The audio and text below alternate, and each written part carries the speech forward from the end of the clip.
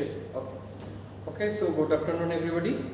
Today we had the test, and I have gone through few random copies, and most of you got the result. It is quite good, and I think you took the interest in simulating.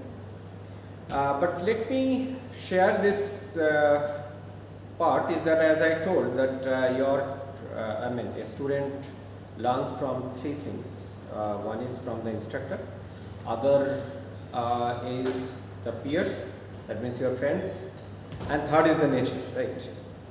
So unfortunate part is that you cannot interact with among yourself. So, but the thing is that so please do interact and exchange the simulation that you have got, the result you have got.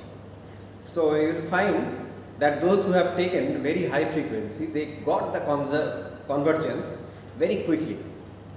Say suppose you have chosen the frequency of 200 Hz and someone has chosen 2000 Hz.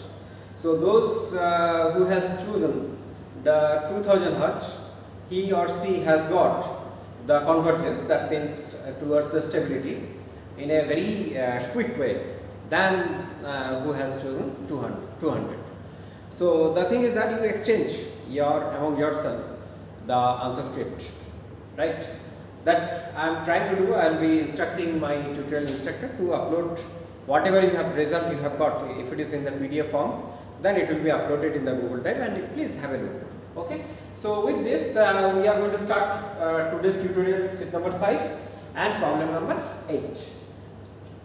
So this problem is telling that this cylinder knob is supported by a small roller and it is placed in the incline. Okay, and you have to find what is the, as soon as it is being released, what is the acceleration of point A. Okay, so what is the acceleration of point A? Now look, if you are going to take the free body diagram, then it is a planar body, so it is having 3 degrees of freedom. So that is what I have written. The degrees of freedom is equal to 3, but its path is constant. So it is going to move along this path. So that constant path is going to make 1 degrees of freedom less. So it is essentially it is having 2 degrees of freedom.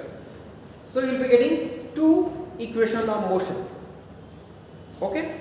Now if you are going to use those 2 equations of motion judiciously, you are going to get the answer. And note, you are having 2 unknowns. So those unknowns are the acceleration of point A as soon as you are releasing it, and angular acceleration alpha. And you know the omega is going to be 0. Okay? So you have 2 unknowns and you have 2 equations. Right? Now if I am going to draw the force diagram, as it is a small roller, so I can neglect the friction. Okay, so I am neglecting the friction, and you are having the normal reaction and what? Look over here, both the forces are passing through the point A. So I am going to get moment with respect to point A is going to be 0. Because if you are going to make any equation to 0, then you are going to get the analytical advantage. But the problem lies over here is that, yes, you can get moment with respect to A, or moment about point A is going to be 0, but you cannot apply the Euler's second law of motion because it is not a fixed point, or neither it is a G. So what you have to do is that you have to amend the Euler's second law. Okay, so that amendment we are trying to do. So let us do a background study over here. So that background study is, say suppose you have a body and it is subjected to F1, F2,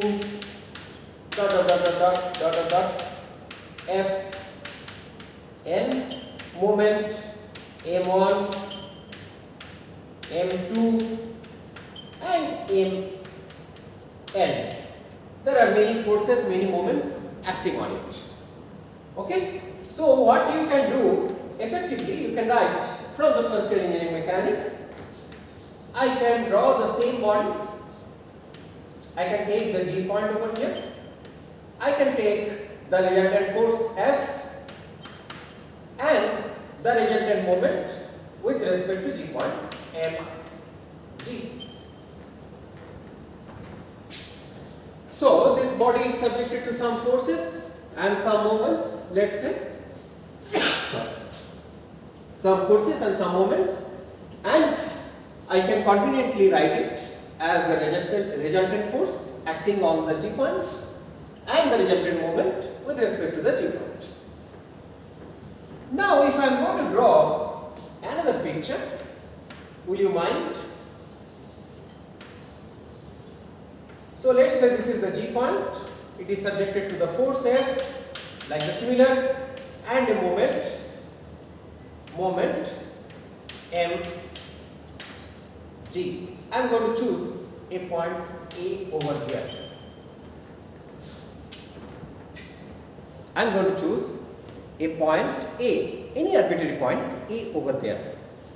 Now what I am going to do is that I am going to put a force of same amount F like this and a force like this. Will you mind? It is the same. It does not change the configuration. Look over here that it is subjected to n number of forces and moments, and that is conveniently we have written that it is the force that is the resultant force and the resultant moment with respect to G point. Now I have chosen any arbitrary point A, and over there I have given the resultant force F and F. Both are opposite. So it does not change any meaning of the thing or dynamics of the body. Okay, sure? Now what you can do is that moment with respect to A, you can write what? mg, yeah, it is there, plus r of G point with respect to A cross F.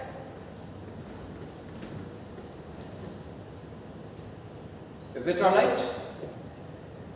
Moment with respect to A is equal to moment with respect to G plus r of G, this distance or this position vector times or the cross of F. Right? Then what it is going to be? It is going to be mg plus rg with respect to A cos m acceleration of G point, and it completes my this analysis part.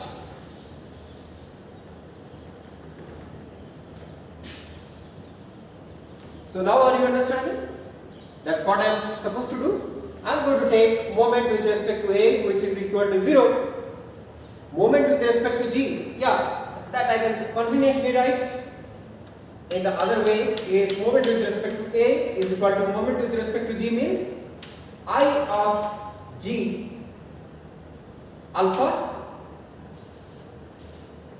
I of G alpha plus R G A cross M A G.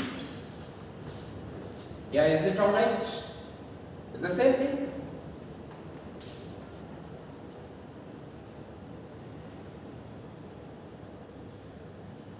Okay, sure. So with this notion, we can move towards this problem. Now let us come to the kinematics. So in order to get the kinematics, then look carefully that so now we will be coming to the concept of inertia. So this inertia is saying that as soon as you are going to release this cylinder rod, what is going to happen is that this part is going to move down, but due to inertia this part is going to stay over there, is going to try to stay over there. So as such, the slender rod is going to rotate counterclockwise. Are you understanding? It is going to move towards counterclockwise. So if I am going to draw the kinematics, then the kinematics is going to look like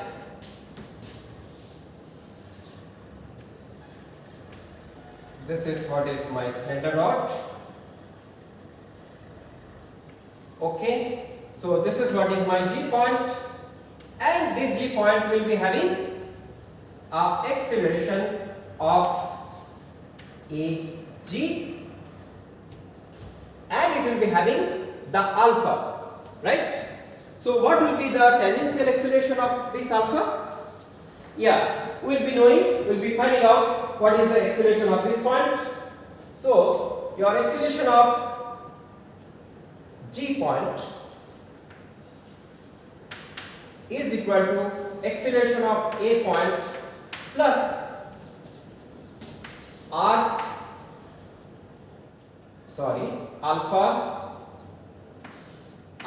cross R G with respect to A plus omega cross R G with respect to A.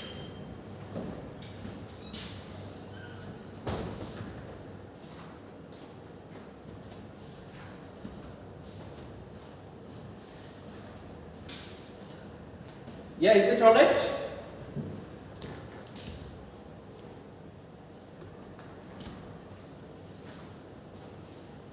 So if that be the case, then what we are going to write? This omega is going to be 0. So this part is going to be 0.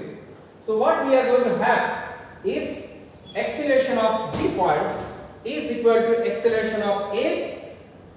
So this acceleration is the combination of acceleration of A point plus alpha cross R G by A. So it is going to be, this is what is the alpha is directed towards it. So it is going to be towards this. So it is going to be perpendicular to it. So this is what is the direction of L by 2. This is L by 2, this the total length is L by 2 alpha. Now you look carefully that what you are going to have and what this relation is going to be. So with respect to it, this is going to create an angle of theta, and with respect to it, they are going to create an angle theta, as it is obvious. It is going to create an angle theta. Okay, so with this basic idea, we will be going to solve this problem. Okay, so now what the equation we will be using? We will be using this equation MA, which is, or rather let me write first equation. MA is equal to IG alpha plus RG with respect to A cross M acceleration of G point. So this is what is my equation number 1. So it is going to be 0. Ig is what? 1 by 12 ml square times alpha. Okay, because we are not taking cross product, because we understand that everything is planar one, so we will be just directly using it.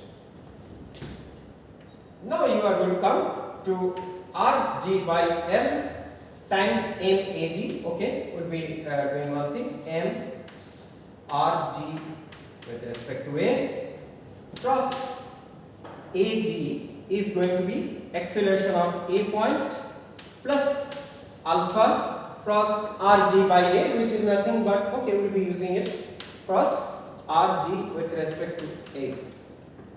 Now what it is going to be?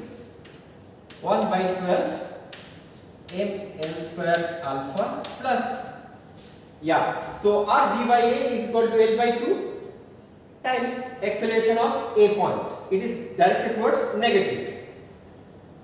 It is it is directed towards, yeah, it is directed towards the clockwise direction. So it is going to be minus. So minus, it is going to be minus m L by 2 times, yeah, it is going to be cosine component, because this acceleration is having cosine component. So it is going to be L by 2 acceleration of A point cos theta. Now we are going to have plus this L by 2, and alpha means this part is absolutely perpendicular to it. So I am going to write m L by 2 times L by 2 times alpha. So it turns out to L square by 4. Acha, we can neglect m, we can neglect L. So what we are going to have is this alpha. Yeah, alpha is equal to, yeah, so it is going to be L by 4 and 1 by 12 L times alpha. So it is going to be 1 by 12, 4, 3, 1/3. So it is going to be 1/3 L times alpha minus acceleration of A point by 2 cos theta is equal to 0. So which leads to what? It leads to the alpha is equal to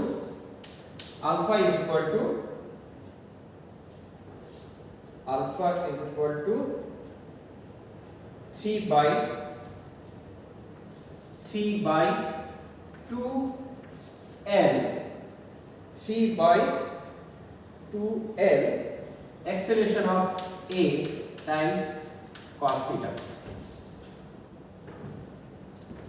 Okay, let me check. Have I got this? Yeah, I've got this. So alpha is equal to 3 by twice L acceleration of A point times cos theta. Now what another equation do we have? What another equation do we have? Yes, that equation is this, the translational motion. So for the translational motion, what do we have is that the force along this side is going to be mass time acceleration of G point.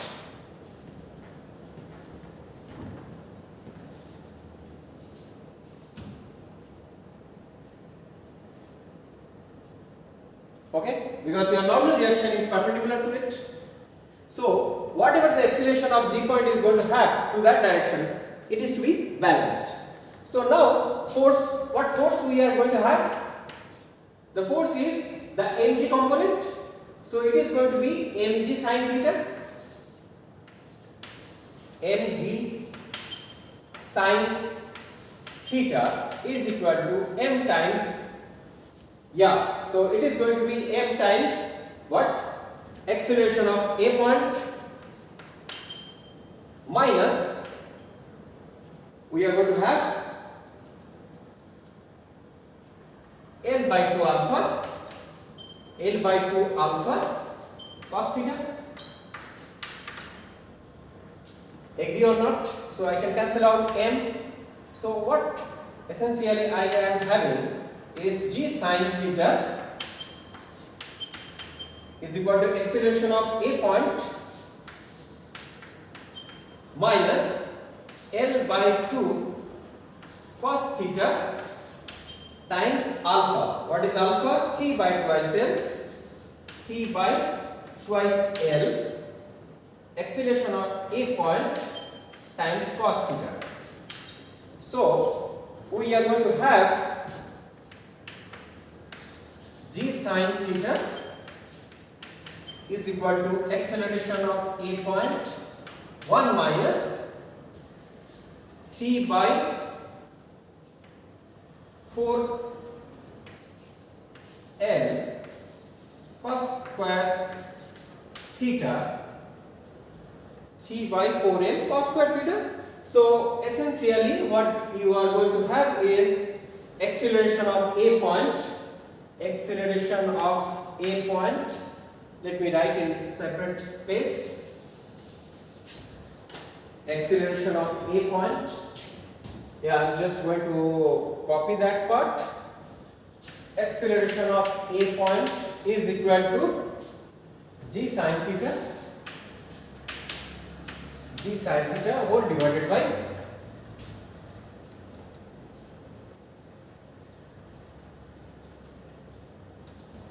have I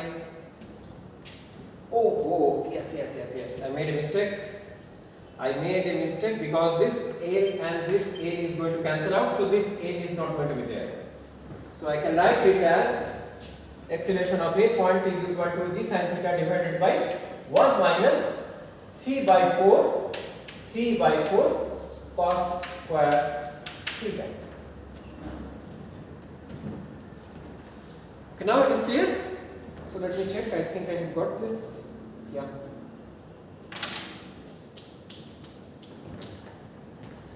Okay. So now let me recapitulate what I have done so far. Is that this cylinder rod is having 2 degrees of freedom. One,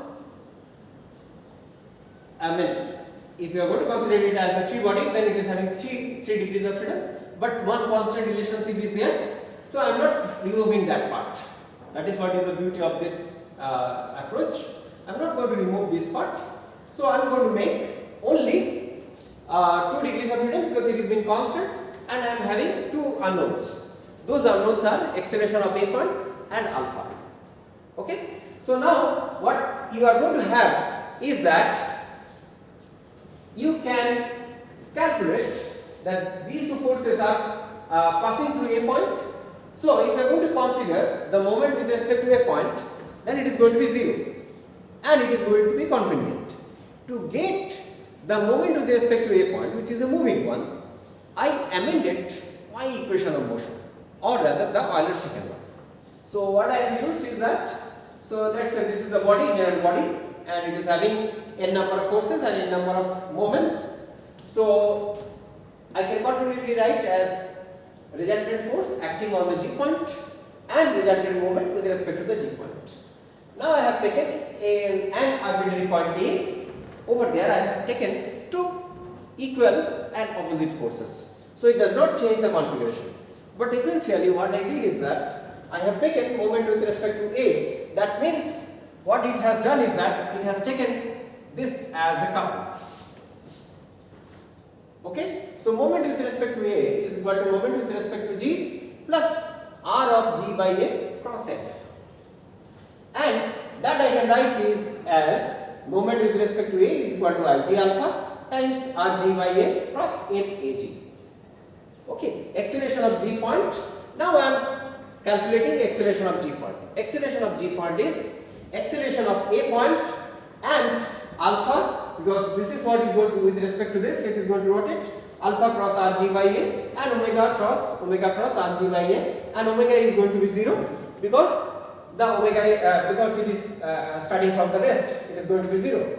So after that I have used the moment equation 1 and got the relationship between alpha and acceleration of A point. And then what I did is that I went for the force balance, that is the force acting along this, because this path is constant and the normal reaction is going to act along this. So the force along this is going to be the mass times acceleration of G point. Okay, so that mass acceleration of G point with respect along this direction is this, and I have got the acceleration of A point. Okay, sure. Now with this approach you can solve With the same approach, you can solve problem number 30. Okay, sure. So please solve problem number 13 with the same approach. But over there, keep one thing, the moment with respect to the contact point is not going to be same, because mg is there. So it is going to create mg is offset. But what you can do is that you can bypass friction and normal reaction. That is what we are doing over here, the same way. Okay, so that's it. I conclude, and I will be coming in the better.